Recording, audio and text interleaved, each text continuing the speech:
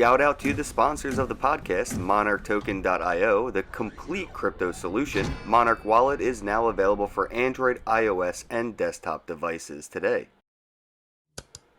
Do you want to learn how to mine crypto? Well, all you have to do is visit cryptomining.tools for profitable crypto mining information today. The Divi Project, that is diviproject.org, your one-click solution for staking and masternodes. Earn cryptocurrency using social media platforms like SOME.social, SOMEE.social, New Era Social Media. Get paid to write reviews, like reviews, comment on reviews. Visit bravocoin.com and get paid to review, available for Android and iOS devices, bravocoin.com. Shout out to the sponsors of the podcast, MonarchToken.io, the complete crypto solution. Monarch Wallet is now available for Android, iOS, and desktop devices today. Do you want to learn how to mine crypto? Well, all you have to do is visit cryptomining.tools for profitable crypto mining information today. The Divi Project, that is diviproject.org, your one-click solution for staking and masternodes.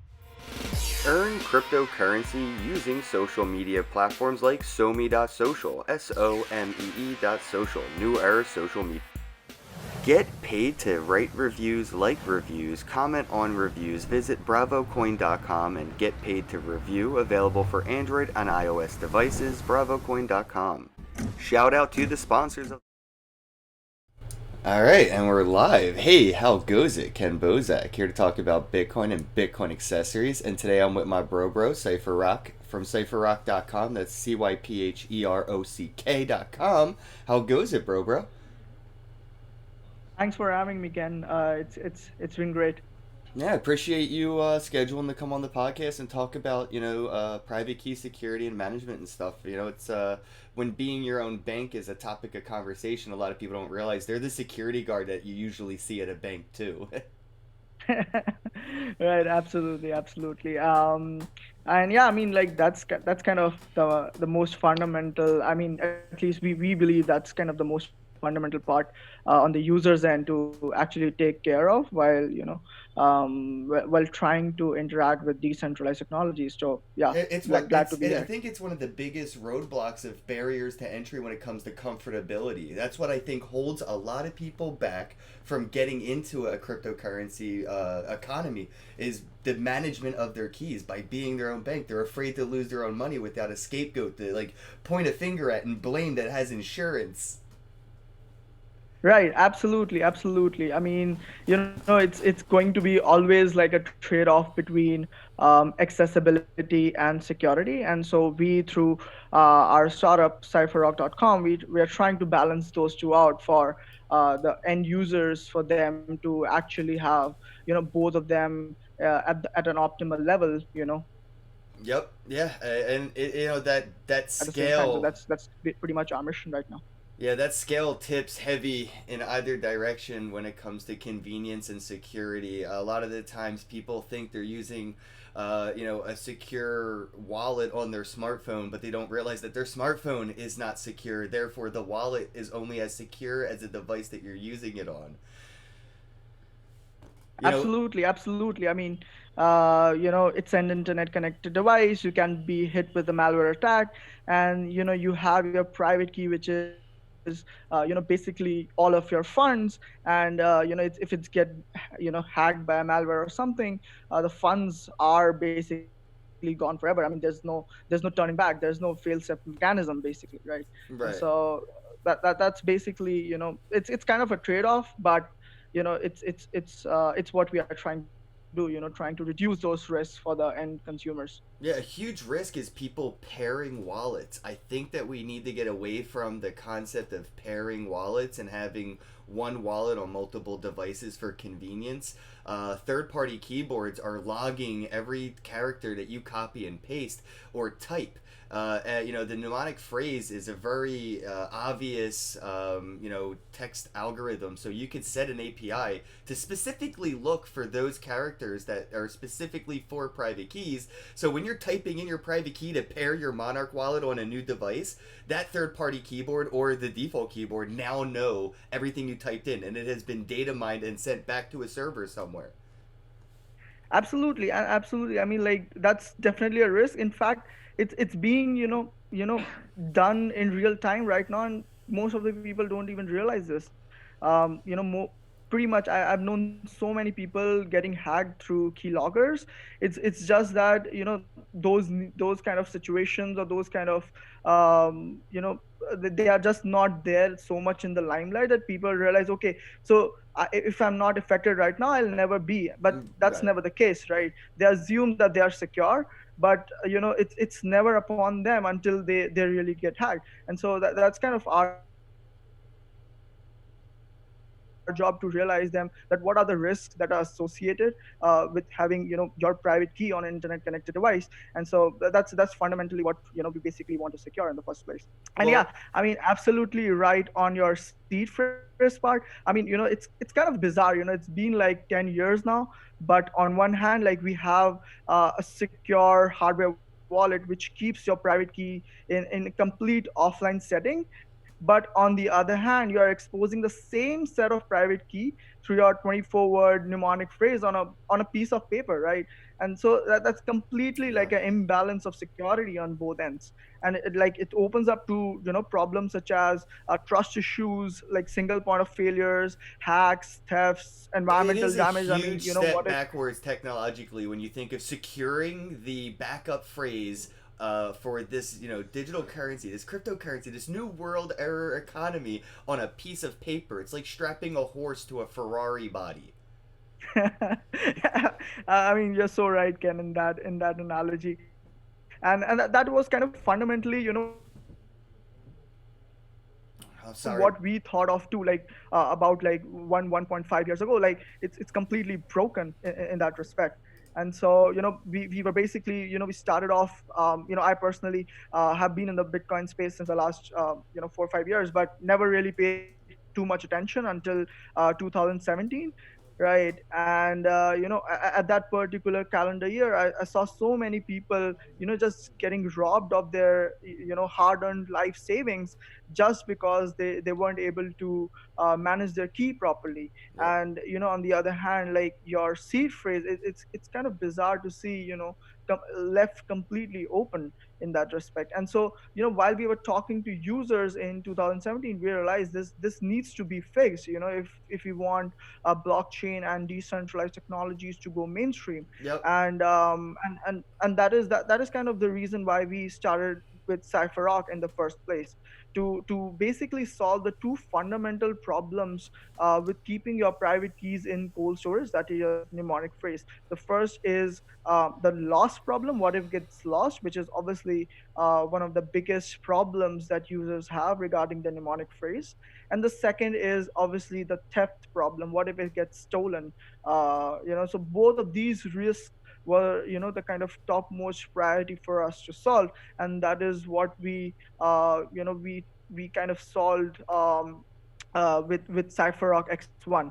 So that's kind of our first product towards achieving kind of minimal risk with holding your own private key, and at the same time having that sort of convenience that Web 2.0 offers. And so it's kind of a hardware thing. It's a hardware device. We realize that's kind of the tipping point, because you can argue, like it's always important to keep most of your funds offline in a hardware wallet or an offline device.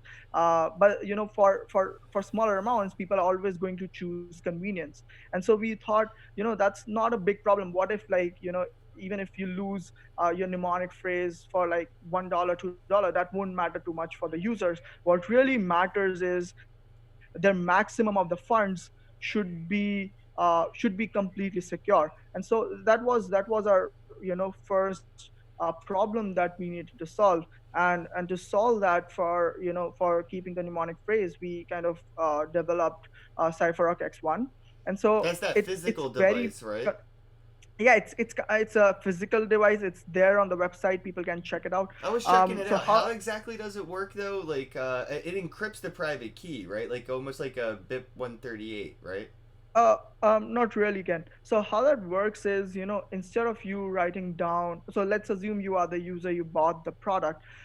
It has two components. One is the CypherArk wallet, which does most of the computation part, just like your hardware wallet, right? And the second part are called as cards, which basically are the storage device. So what uniquely we have done is, if you see traditional hardware wallets, you have the computation part where the key generation and key signing and whatnot is done on the computing side, and the storage. Both of these functionality of a particular hardware wallet are done in a single device, right? And we thought, we could do better. We could do something which is much more secure, and so we kind of decoupled both of those functionalities. Oh. So one is the CypherArk wallet, which does the computation, signing, and everything, and the second is the cards, which basically does the storage of the private key, right? So that if users are not comfortable having both of them at the same end, they could just hide their card somewhere, and in case they need to Yeah, do a that's transaction, interesting they because can. I've always worried about my phone being hacked in a way that is a lot of people don't realize you can do like tech support on phones. They're basically so open that if you wanted Samsung, they could just like take over your phone and control it, right? Like they could open applications and execute. And I'm worried like when I'm asleep at night, my phone is executing transactions because somebody is controlling my phone remotely. Absolutely, absolutely. And people, one of the things, so I am by trade an Android developer myself. So I know, I've, in fact, in the past, someone has told me, okay, I need to build a keylogger, and people don't realize this. You can actually build a keylogger on your Android device also. That's so much scary. And all that Android asks you for that is a simple permission. And you know how users are today. They don't even read the permissions in the first place. Right. So it's too much of a risk to keep at least maximum of your funds on internet connectivity. That's just not advisable in the first place. You're absolutely right. So many people don't read the permissions, and that's why I mentioned the key logging because it is in a lot of applications in the background that you've given permission to. And one of the most I think recognized permission issues with applications I think was Flappy Bird. Flappy Bird was so popular, but people didn't realize that you were giving it permissions to your email, your contacts, everything, and it was just a tapping app that had permissions to your entire index that your smart device, and they were data mining you, making hundreds of thousands of dollars a week. Absolutely, absolutely. I mean, that's kind of things that people don't realize. People think, it's kind of a phrase there in the tech world today, which is, if you are using a product that is free, that does not mean that product is free. It means that you are the product. Yes. That's kind of basically Well, you know what? what. Talking about the fees and products, how much does a product like what CypherRock's offering costs? What's the cost levels of entry there? Right. So we are still figuring out, we still are very much talking to the users what would be the best price for them, because obviously they are the ultimate king. And so we are still fixated, but for the early adopters at least, we have decided the price to be around $100. So which is kind of, and I think cheaper than the latest Ledger and the other hardware wallets. What kind of So we'll be. technology is in the physical device, though? Okay, so it's like all of the computation that your ledger does, we do that in the CypherArk wallet, but the storage mechanism is done on the sidecar. So again, I'll try to explain you how that works. I Yeah, haven't is the completed card that. like NFC? Does it So use it's like, Bluetooth? Does it use oh no, no Wi-Fi? Bluetooth, no Wi-Fi. You can use the device completely offline. You can use it with your power bank, right? So you don't need even an internet connected device like other hardware wallets do in order to save your You mnemonic just phrase have at to make least. sure it's provided power. Exactly. Just you just need to ensure it's provided power, and that's that. Because saving your mnemonic phrase, you don't need an internet connected device for that. And so to ensure maximum security for the user, we decided there shouldn't be any internet connected device needed for at least securing your mnemonic phrase, right?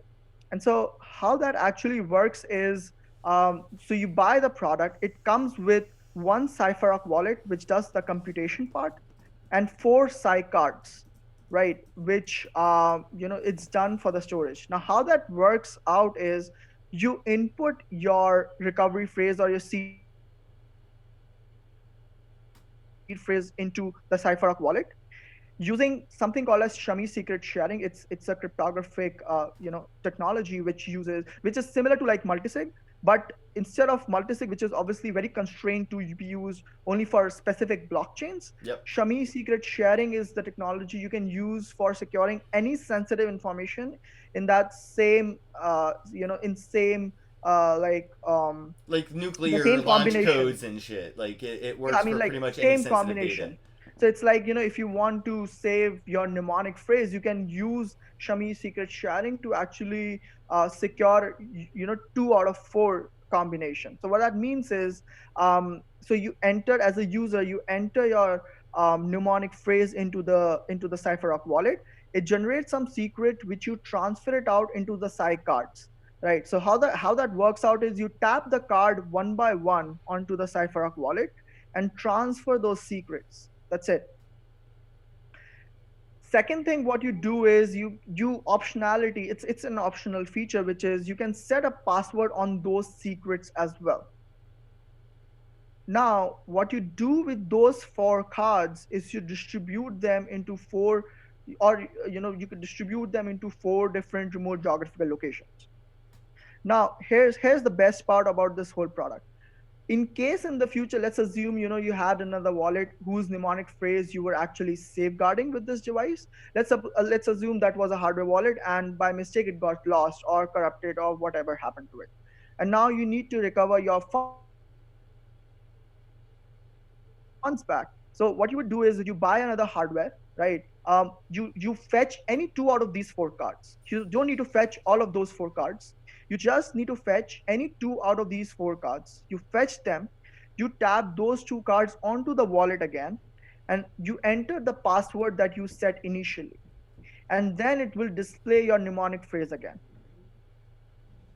So it solves your private key loss problem, because until and unless you lose at least three cards, your private key is safe, because you need any two out of these four. So that's how we solve the loss problem. And the second part is the theft problem. And so even if someone just steals only one of the cards, they won't it's impossible for them to actually take out the private keys or your mnemonic phrase from just one of the cards.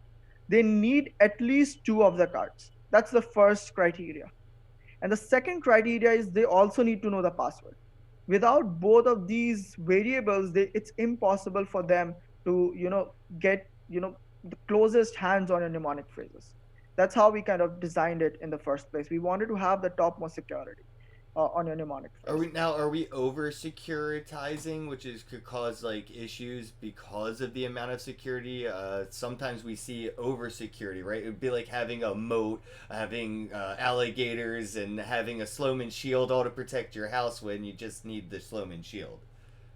Right. I mean, absolutely. So we realize, security is not an absolute thing. It's kind of relative for everyone, and it depends on the kind of funds you are saving in the first Right, place. right. This sounds more like for a broker rather than a small time end user. I mean, so the kind of device that we are working on, it does not only store only one of the wallet's mnemonic phrase. You can store three wallets mnemonic phrase into the same device. So, kind of users that we have talked to, they have multiple wallets with them. So that includes their software wallet, that includes their online wallet, that includes a hardware wallet. This would be interesting for helping families So it's manage if their you own want to secure the banking. mnemonic phrase Like of having children have their own devices and not have to worry about them losing their private keys. A family member, mom and dad, can kind of like manage all of that for the family, so the family can be their own bank, and everybody in the family can be their own bank, while it has a absolutely. majority of like security behind that. Absolutely. And as I said, the basic algorithm is what's permanently there, but the password is optional, right? So if you don't want to have that because you don't want to over securitize it, you can obviously remove that in the first place and just use the electronics device to just secure the secrets in different physical locations, and that's that. Right, so that's kind of the first feature, and that's not, and I'm not over it, to be honest. That's kind of the first feature that this device has. Second feature that was what when we talked to the users was they found multisig to be extremely complex to use, right? Yeah, Because I you was gonna mention that's why we don't see more mainstream wallets and Monarch or Edge or any mainstream wallet to be that or hardware wallet like Ledger or KeepKey. None of them utilize multi-sig security because of that reason. Absolutely, you're so much right, Ken. So that's kind of the first problem and the foremost problem. The second is, even if someone is that knowledgeable to use multisig in the first place, most of the time it will be that, their blockchain that they want to support that does not support multisig in the first place. So that's kind of the second problem there. It does not have like a universal support. Obviously, a single sig wallet, it supports every blockchain, right? Well, what are But your that's thoughts not the on case, Deadman Switch? If I were to lose these cards, is there any way that we right? could issue a protocol of a Deadman Switch that could send it to a trusted third party, maybe my lawyer, my attorney, my tax advisor, whatever? Somebody can get that money maybe 90 days after there's inactivity or something, right? Ken, I would not want you to reveal our roadmap too much. that's definitely that's definitely there on the roadmap. And again, one of the problems with blockchain and cryptocurrency today is the inheritance problem, right? Which Yes. is you have to safeguard your private keys while you're alive and only transfer them after you're dead, which is not possible if you're the only one knowing your keys. That's kind Yeah. of the fundamentalist problem with holding your own private key. And we have found like a perfect solution that kind of allows users to transfer their assets without us controlling it in the first place. So I don't want to reveal it too much right now. It's there on the roadmap. Well, We we are can right now in the segue. testing phase, I but have a couple comments from the chat. So, client, we're gonna call him Zig. Zig says, "Is this the same principle he is using, like cold card usage? If not, where's the difference?" oh no, I mean, like, we are so much different from Yeah. Polkadot. So let me try to break it down into different pieces. So the first feature, as I said, was the recovery phrase security, right, or the seed phrase security. So that's kind of the first feature that our product, kind of offers that none of the products out there in the world offers today. The closest comes is something, I mean, the steel metal sheets, right? Which, but if someone looks into those metal sheets, your private keys are gone. So I don't know, what advantage those products offer in the first place, right? When it does have, the same single point of failure also, right? But Right. our product, it solves that single point of failure by tackling the two fundamental problems. The first is the private key theft, and the second is the private key loss. So that's kind of the first feature, right? For securing, that is to secure the mnemonic phrase. The second feature is, as I said, multisig. We when we talked to the users, they found it extremely complex to use, and so we thought, there could be a better way, right? There could be a way where it's much less complex to use and also has a standardization across all of the blockchains. Now, it was not a easy problem to solve, but we kind of managed to solve it. And here's how. So it's like the wallet, as I already said, it can also sign transactions, right? And so how it works is your CypherOk wallet never stores your private key in the first place. The private keys are sharded and stored into the secure elements of your cards, and that's Now, also now not. I have a question. What happens if there's an issue with the application? If something goes wrong with the company or the product? If I don't have that wallet, if there's an issue with an update or it gets taken off the app store and I can't use it on my phone, how do I interact with those cards now? Okay, so the first thing of the roadmap was obviously the CypherOk wallet, which we are probably going to be open sourcing. So that won't be an Okay. issue once we open source. right? So that's kind of one. And secondly, we'll also have mobile SDK for other wallets to interact with that. So that won't be a problem. We want this ecosystem to thrive, and we don't want to, basically have gate walls into our product, because that was never the mission of, blockchain and cryptocurrencies in the So like first place. similarly, you can use like Monarch or Edge wallet, and when you plug in your Ledger device to your Android phone, you'll be able to use this wallet Absolutely. with other wallets as well. Absolutely. That's what we have, Okay, going because I was forward. a little worried if it was so dependent on the application side for reading the information off the card to get that secret to actually sign the transaction with the private key. We have another question in the chat from Ham Man. It's not his real name, but that's all I can pronounce. Sorry, bud. He says, "Does possession of one of the cards reduce the effort in brute force in any way?" Oh, not at all, not at all. So brute forcing, we have different ways that we are thinking of implementing, prevention against brute force attacks. The first one is obviously to block it, right? So that's one way we are thinking of, that is kind of the most comfortable way for a non-tech, normal user, who can then unblock it, with some help from our side. So that's one for normal users. Then we have the second way for, folks like, who want to have complete control. They want to have complete privacy, and they want to use the product in isolation.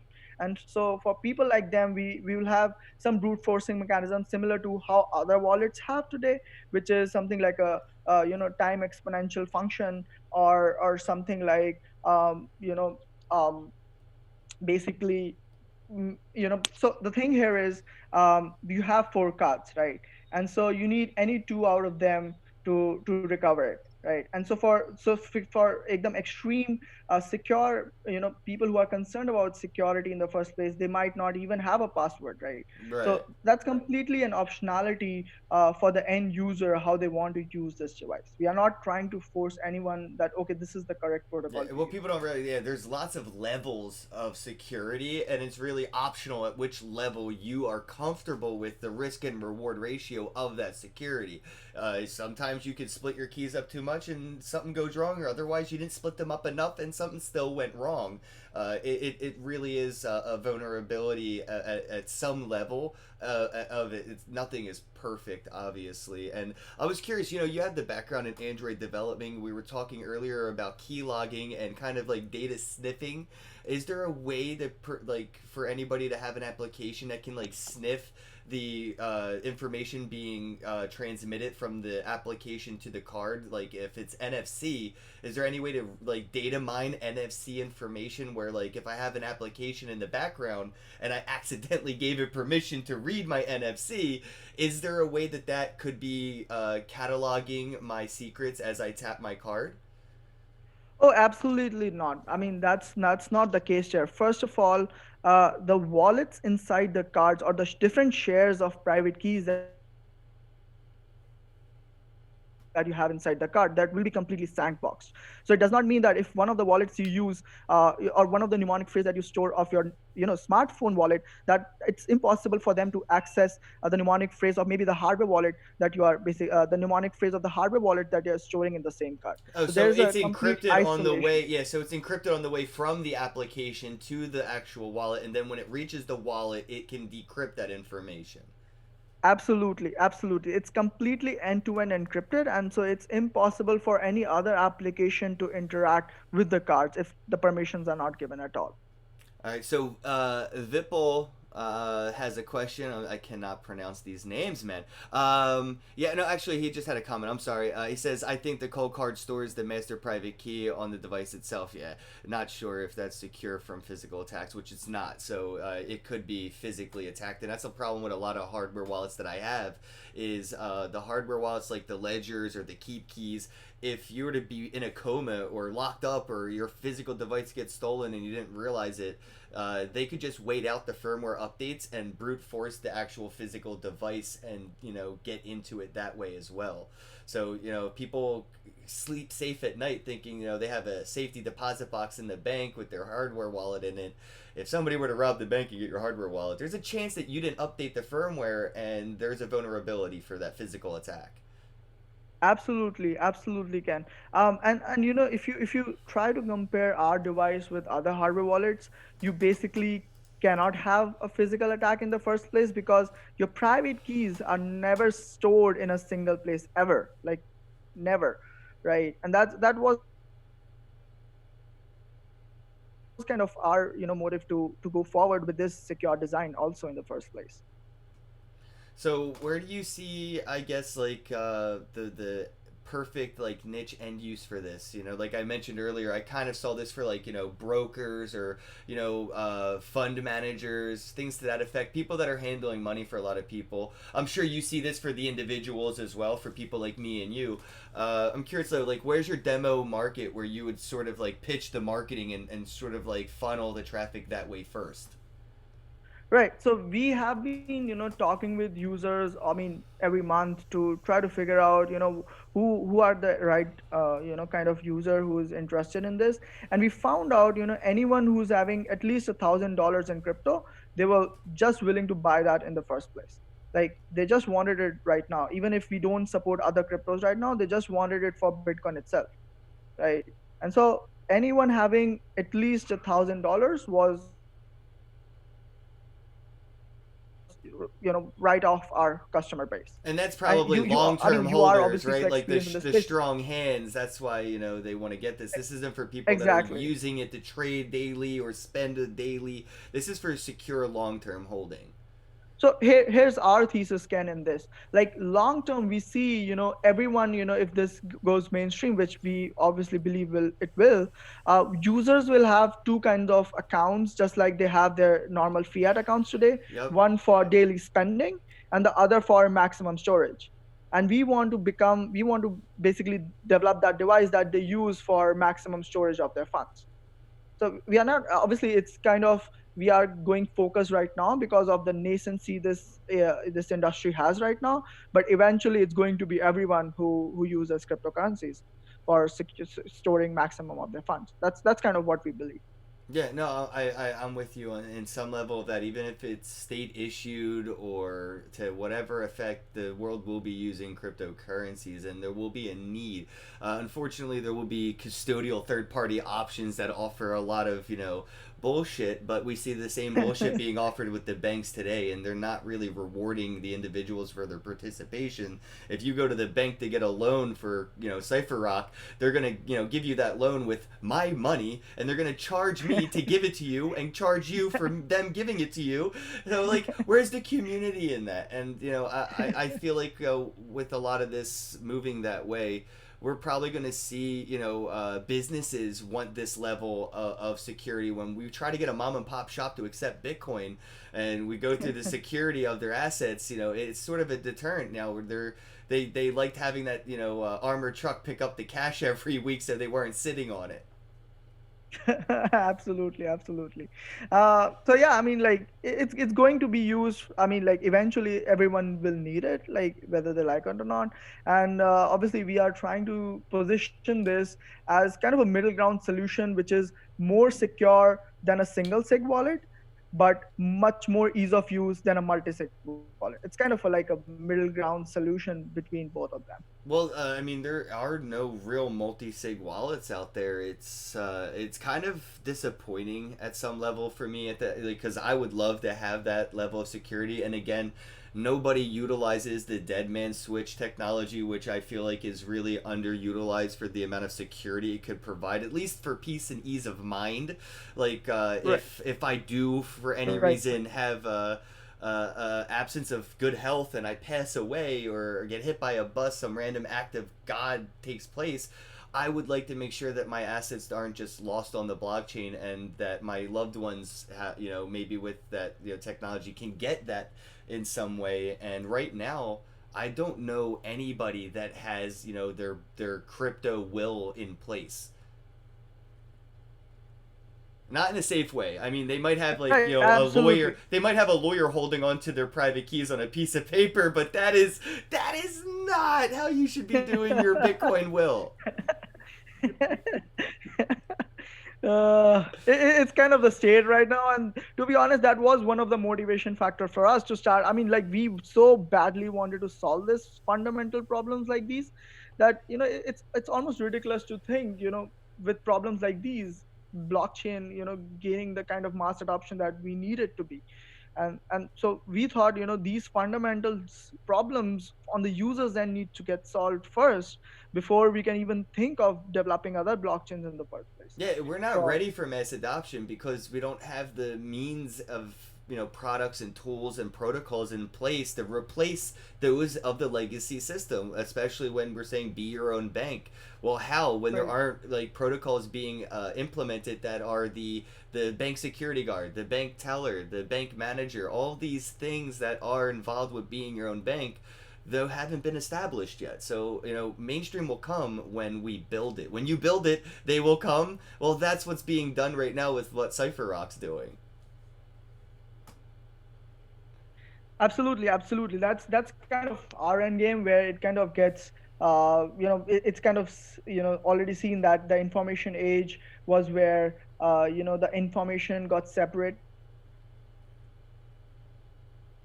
from the state, and with the revolution of cryptocurrencies and blockchains, you will have money being separated from the state, and you have to build the infrastructure from That's the ground up. exactly what I say, bro. I've been telling people when everybody asks what is Bitcoin, I say Bitcoin is the separation of state and currency. Right. Just like Absolutely, the absolutely. blockchain is basically to currency what the printing press was to information. Like how we Right. separated state from information. Well, that was because we have technology like the printing press that was able to be Right. implemented and utilized to outweigh the enforcements of the governments that regulated the information. Now we have Right. blockchain, which is the same to the use case for currency as it was for the printing press and information. Right, absolutely. I mean, it's going to happen, whether someone likes it or not, whether it's going to happen today, whether it's going to Oh, look happen how much 5 years. people loved Oh, the internet when it was coming out. People fucking hated the internet. Hated it. right. They felt so like annoyed that they had to buy a computer. You remember when they're like, I have to buy a computer. Why? Well, because everybody out in the email, I'm like, oh, so you're being forced to evolve with society. Woe is me. Yeah, I mean, like, I'm too young for that because I didn't live that age, Well, to be I'm honest. 31, but I do remember like, being a young kid and But helping yeah, everybody with their but I internet. could imagine, my parents telling me that. So I didn't But really get here your I am your I helping didn't everyone really with get your blockchain. story, man. Like, how did you get into Bitcoin? What was your rabbit hole experience like? What were you doing before crypto? How did you get into crypto? So I obviously, like, I was in my college. This is 2014. Heard about Bitcoin. Heard about Silk Road using Bitcoin. I thought, okay, this is specifically like a bullshit technology and maybe a scammy thing. I shouldn't be spending my time on it, and so never really went into the rabbit hole until 2016. So this is again my college days. And the first interaction of mine using Ethereum was in a hackathon where we kind of built like a decentralized crowdfunding platform. So that again, and if I remember correctly, this was around January 2017, and Ethereum was around $7. And I was like, who the hell pay for some internet magic money, $7? Like, that's so expensive. And I was the same guy who bought Ethereum at $200 in the coming summer. So, Well, you learned more that it was just more than a token like Pokemon Go, that it was like a line of code like Java or HTML5, but it was scarce in resource. exactly. So I didn't know scarcity. What the properties were scarcity of Right. at that Why time, was it right? worth $7? Exactly.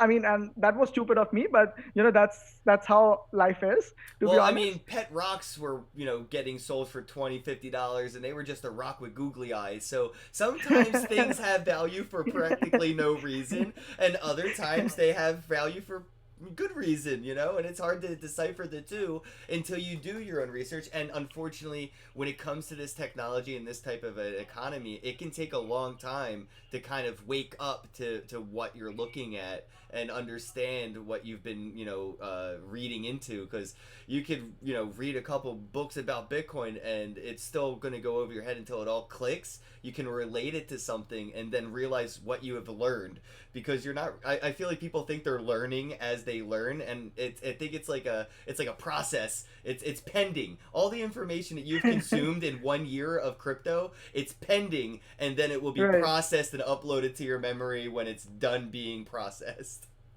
Yeah, I mean, like, I think it kind of goes the similar path for everyone. It's like, okay, it's a bullshit thing. Then it keeps popping off the internet,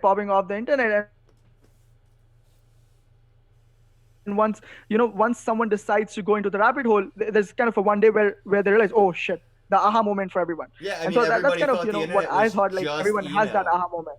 email. Right. Exactly. And they think Bitcoin and Ethereum is just money. Until they realize that crypto kitties and all these other things. It's a lot more than just money. It's programmable money. But the Right. most important part that it is programmable. It has if this then that potential protocol layers that are decentralized, and Right. that's why I think smart contracts, once we start to see them really start to be finely tuned, they will be issued and utilized by a lot of corporations, because that's all they have right now are basically dumb contracts that hold up the process and cost a lot of ROI in their business model. So if they can figure out how to save money by replacing people with code, they're already doing it by replacing people with machines at like McDonald's. So it's already scaling to that autonomized level. It's just the technology for doing it at a corporate level with the smart contract protocols aren't there yet. But it is Right. inevitable. Like, you've seen these Yep. machines replace people. Nobody really saw that coming, but it was inevitable. Right.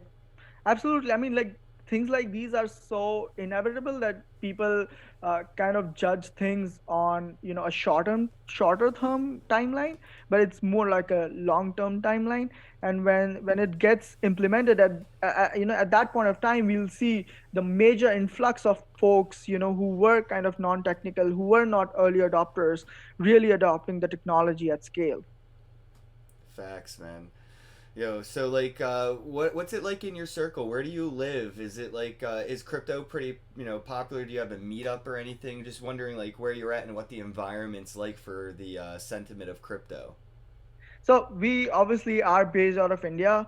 Certainly not the Why do you most say crypto friendly. obviously? I mean, like, it's kind of popular over the internet right now. Like, the kind of steps that government today is trying to take against cryptocurrencies in the country right now. It's bizarre at best right now, to be honest. Right. Well, my But Americanized perspective from like the Americanized media, right? From my right. understanding from that end of the information I get, is like Bitcoin's illegal. It's banned, and if you're in India and you fuck with Bitcoin, you're a criminal. Right. I mean, and that's kind of the most ironic part. The most ironic part is, these politicians here in the country, they say, okay, this should be banned, this shouldn't be used. And I have a friend's friend who's actually managing those politicians' Bitcoin holdings. Like, what more ironic, there can be in the first place? Well, they want to suppress the price for as long as they can to accumulate. Why would if they have a political endorsement of something they're trying to invest in, it would hyperinflate the asset they're trying to purchase. Therefore, the incentive is say negative things until the buying pressure can no longer be suppressed. That could be one of the hidden agendas. I'm not sure, but I don't know. Like, it's bizarre, to be honest. To be, yeah, I mean, So it's really bizarre when you look at India and being like the epicenter of technological innovation and advancement and evolution. Like, so much technology and innovation comes out of India. People don't realize that. Like, a lot of the American tech, they say, oh, it comes from China. Well, the software backend comes from India, buddy. Like, realize that the world contributes to a lot of this in a global way. And India to kind of like say no to the influx of revenue and technology that they could have intellectual proprietary rights to is kind of insane. And the US is doing the same thing. You see a lot of companies leaving the US that LLC'd here, they established here in the US, and in the past 2 years they have reestablished somewhere in the Cayman Islands because of the regulations in the US is basically kicking out all the technology innovators. And it's so bizarre to see India not just going, yeah, we're gonna own this shit. like, it's kind of, so what I feel from this perspective is, we never had that sort of internet penetration until the last 5 years. And now, since we have that sort of internet penetration, we kind of are, we know what the West is doing at the same time. And that's what I feel is one of the major reasons why we are kind of, able to innovate in the same level of, deep tech and technology as a whole.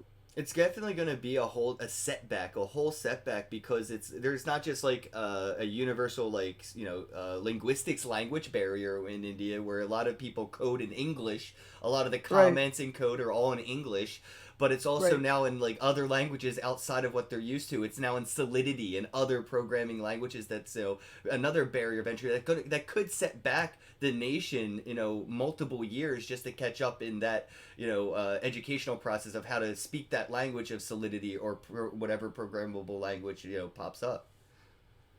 Right. I mean, like the government is not that supportive, but the people, the folks who actually believe in the technology, they are, they're in this space for the long So haul. you're saying there's Like, a Bitcoin rebellion in India? not too much. I won't go to that far, to be honest. But it's like, there is kind of a resistance. There is obviously, there's a case going on in the Supreme Court, the government versus the pro crypto guys, against a bill banning Bitcoin in the first place, which is obviously bizarre. I don't know how they're Well, going to they're enforce probably, it. and another issue is they're probably being strong armed by other governments, right, to enforce this regulation. So if the U.S. says, "Hey, India, if you want to do business with us, you should be saying the same thing we're saying about blockchain," and that's probably why we're seeing a lot of these other countries echo what the U.S. is saying, because they're worried about tariffs and other things being kind of pushed on them that way. Right, absolutely. But if you see, the blockchain movement is kind of starting, parallelly within the governments also. Like with China coming, trying to come out with their old digital RMB. It's going to be a FOMO set in that is going to be there for every government out there.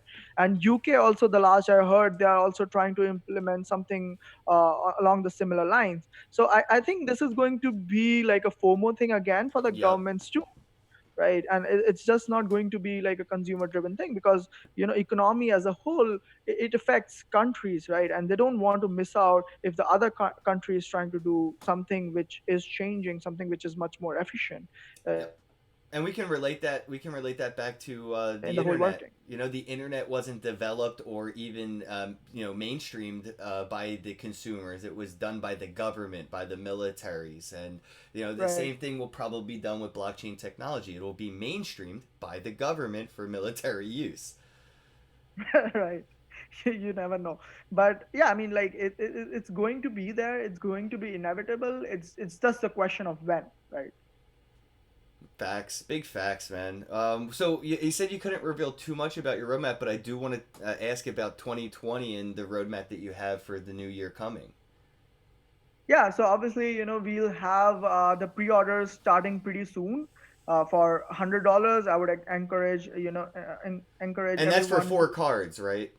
yeah, the four cards plus the wallet. So it's a combination of both, right? So $100, for the first 1,000 customers. That's because they will be the early supporters of this project, and then we'll open up for other consumers, at a much higher rate. So we don't want anyone to miss Are you out to. using like a Kickstarter or Indiegogo or GoFundMe or anything?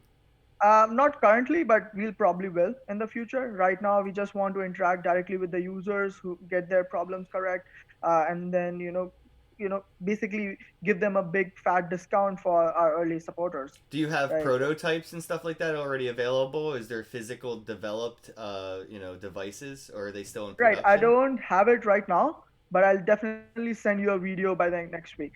Right. Okay, So that's there, and we'll also be sending out. So we have influencers like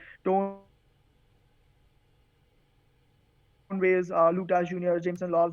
Folks like these have expressed their interest cool, cool, for cool. device like these before. So we'll be kind of testing out with those folks first, and then eventually to every other person. Yeah, because I have a big issue with vaporware crowdfunding. If you don't have a prototype, you should not be asking for money.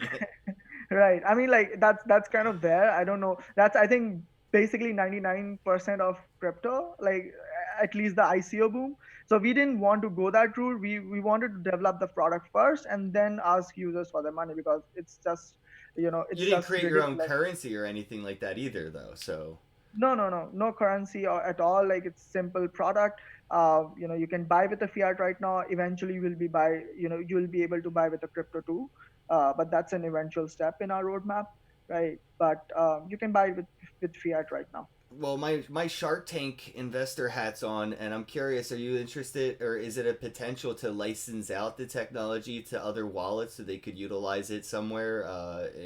Is that a possibility, or is this something that will be proprietarily yours? We are still debating on that fact, to be honest. But we don't want to, as I said, we don't want to restrict it to just our device, and so the cards will be interoperable with other mobile wallets. So for Monarch, as an example, so what Monarch could do is approach us. We'll give them the mobile SDK, and so once they securely integrate the mobile SDK, they'll be able to interact with the cards directly. And then So I that go and open my Monarch wallet. I go to send you Bitcoin, and right at the end, I tap one of the cards on the back, and that would send the private key signature to give the transaction permission to go forward. Right. So there kind of is two basic features that a software wallet could use with our card. First is, like as you said, the 2FA thing, where the private key is in the card, and to sign it, you basically tap the card and then the transaction happens. So that's the first use case. And the second use case, as I said, even the software wallets have the mnemonic phrase, and most of the people what they do is just screenshot it and store it on their phone, which is so risky in the first place.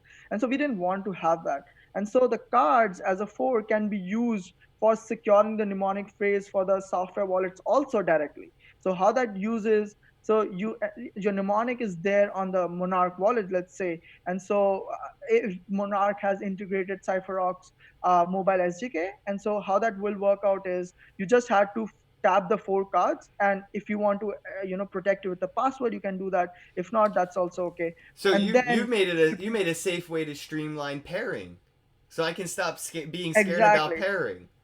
Exactly. So it's, if you are using with your mobile phone, you don't need the CypherOc wallet. You can also, interact the cards directly with your smartphone. That's also a possibility without compromising security in the first place. No, you see, we're talking about using this card for cryptocurrency, private keys, and stuff, and I feel like we mentioned earlier that it uses technology that could also back up and encrypt other data.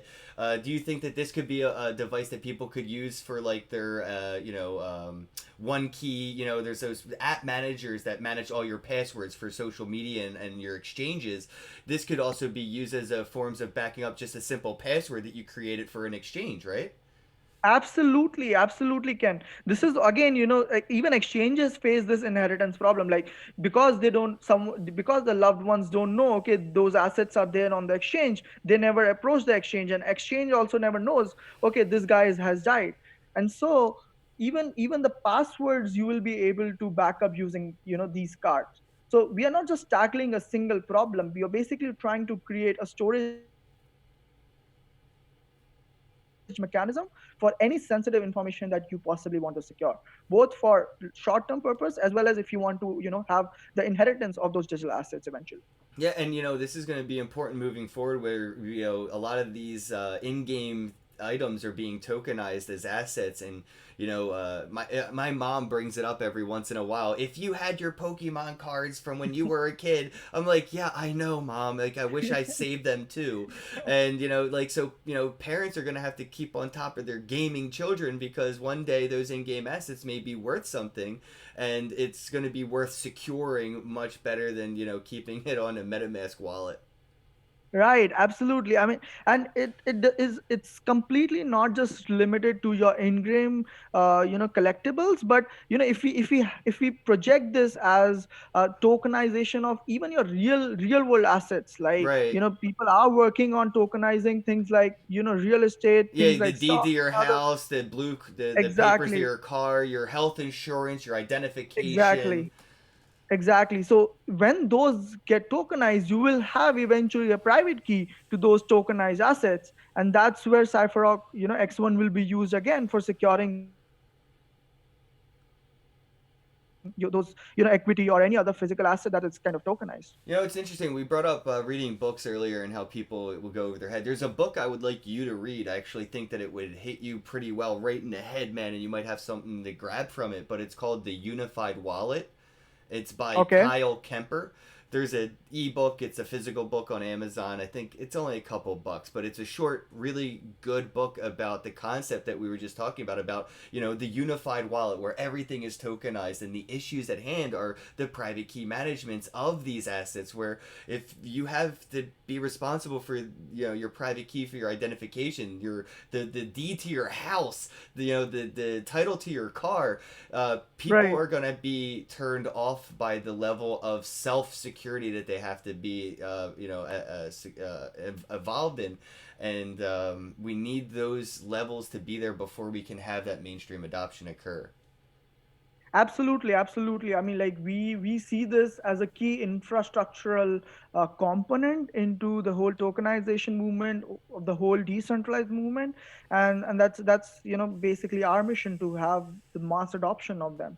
So that's what basically keeps us awake every day and try to ship this product out as soon as possible. Yeah, well, is there anything else we wanted to talk about or anything as we wrap things up here? I didn't know if there was anything you wanted to make sure we mentioned. I think we covered most of the product description. We I think covered everything in general.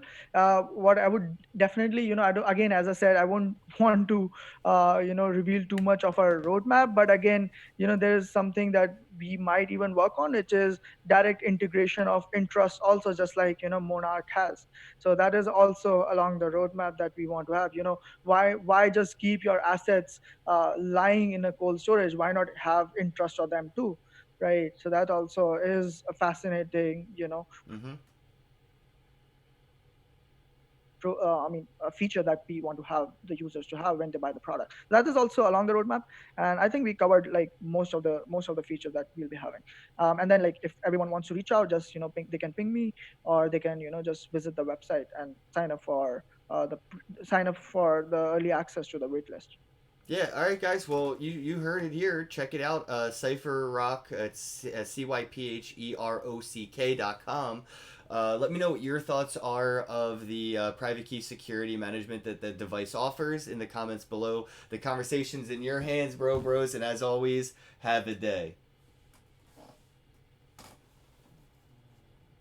Shout out to the sponsors of the podcast, MonarchToken.io, the complete crypto solution. Monarch Wallet is now available for Android, iOS, and desktop devices today. Do you want to learn how to mine crypto? Well, all you have to do is visit cryptomining.tools for profitable crypto mining information today. The Divi Project. That is diviproject.org, your one-click solution for staking and masternodes. Earn cryptocurrency using social media platforms like Somee.social, SOMEE.social, New Era Social Media. Get paid to write reviews, like reviews, comment on reviews. Visit bravocoin.com and get paid to review, available for Android and iOS devices, bravocoin.com. Shout out to the sponsors of the podcast, MonarchToken.io, the complete crypto solution. Monarch Wallet is now available for Android, iOS, and desktop devices today. Do you want to learn how to mine crypto? Well, all you have to do is visit cryptomining.tools for profitable crypto mining information today. The Divi Project. That is diviproject.org, your one-click solution for staking and masternodes. Earn cryptocurrency using social media platforms like Somee.social, SOMEE.social, New Era Social Media. Get paid to write reviews, like reviews, comment on reviews. Visit bravocoin.com and get paid to review, available for Android and iOS devices, bravocoin.com. Shout out to the sponsors of the podcast, MonarchToken.io, the complete crypto solution. Monarch Wallet is now available for Android, iOS, and desktop devices today. Do you want to learn how to mine crypto? Well, all you have to do is visit cryptomining.tools for profitable crypto mining information today. The